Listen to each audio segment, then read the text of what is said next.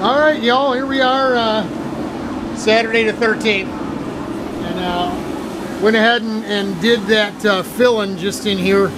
I can still kind of see a little line there, but we're going to scuff it down, so we're gonna smooth it over.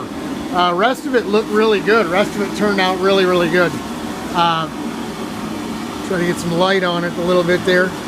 All the transitions look good. All that feathered edge turned out good. So we're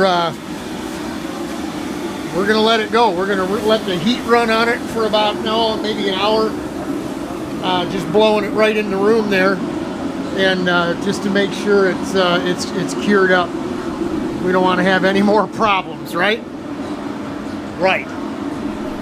So that's it. We go in, get us a coffee, and come back out in an hour, shut the heat off, and shut everything down. Hopefully tomorrow we'll be able to come out and just knock it down with some 400. Make sure there's no lumps and bumps where those transitions were, where those feathered edges were. And we'll throw the blue base coat on, and hopefully be back to where we should have been today when we got out.